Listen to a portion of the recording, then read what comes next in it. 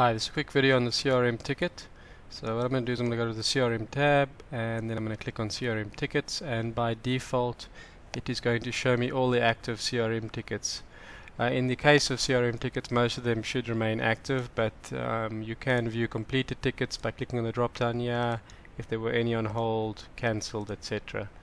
You can just flick through the status over there. I'm going to go back to active now, and for the sake of this demo I'm going to use JT 114, and you'll see as soon as I open up the CRM ticket it shows me all the information on the job detail screen relating to this ticket. Just a brief sort of description. For customer, I can browse, so it will show me my default list of customers. In the event where you create a new CRM ticket, most of the time should I say, you'll create a new one, and you do that by clicking new, and you fill out the new customer information screen. In this case I'm not going to do that. I'm going to move on instead now to the job identifier. Now the job identifier is anything you want to identify the CRM ticket by. You'll see it's freely editable, and if I go back to the CRM ticket list, you'll see that it displays on that list along with the customer.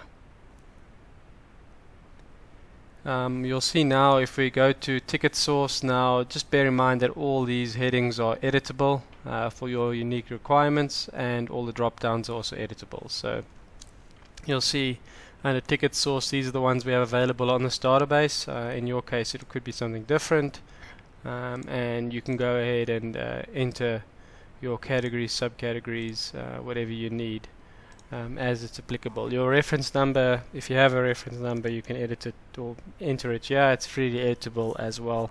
It's a free text field. The representative, by default, it defaults to the person who created this ticket. In this case it's me. If I were to click on the three dots here, I can select someone as the representative if it's not me, but in this case I'm not going to do that.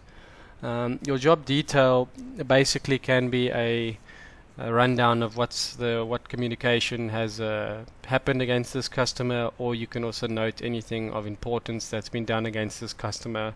It will record the date changed and the user changed on the right over here. So if I were to say called customer waiting feedback, if I were to save this,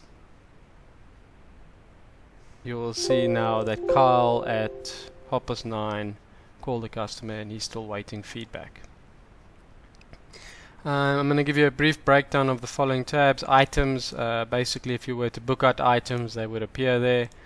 Documents is any documents related to this customer, they would appear here. The events tab is by default any document that gets created against a customer, we load it as an event. More importantly, you can create an event here. You can add a contact person and you can give it a description. So just to tie in with that job detail line we created a bit earlier,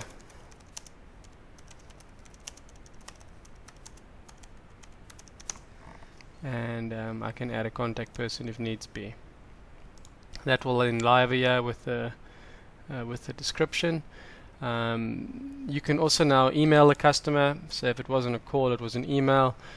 You can email the customer again.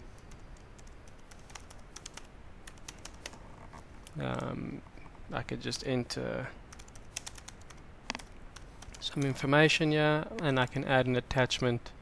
It can add in a job card attachment. I can add a document from the system.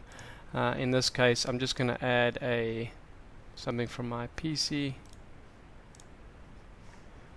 and you can do a spell check if needs be, but in this case I'm just going to send it, and I've now sent it to me, and you will see now that communication lies under the events tab. So the nice part about this is basically you're managing an Outlook account for the whole company, not individual Outlook account or email accounts, because now anybody can see the communications against this customer. Anyone can email. Well, if you have the rights to email, anyone can email. And you eliminate that risk of duplicate communications or not knowing what's been said to this customer, etc., because all the communication lie here. and if he were to respond to this email now, we automatically will allocate this email to this support ticket, or to the CRM ticket should I say, if that CRM ticket number appears in the subject. So you won't have to go looking for a response anywhere. It will appear on the actual CRM ticket itself. The sales tab is any sales related documents, they would appear here. Purchases tab is any purchase related documents, they would appear here. I'm rather going to focus on the attachment tab. You can add an attachment to this job, or to this ticket should I say. I'm just going to call it test 1, and I'm going to pick an attachment from the job, and you can give it a classification. In this case it's job attachment, but we can add classifications should you require that. So now that attachment lies there. Anyone who opens up the CRM ticket can double click here and open the attachment. Alright, so that is CRM ticket in a nutshell. If you have any questions, you can contact me at support@multicat.com. Alternatively, you can just leave a message at the bottom of this video and I'll get back to you as soon as possible. Thank you very much.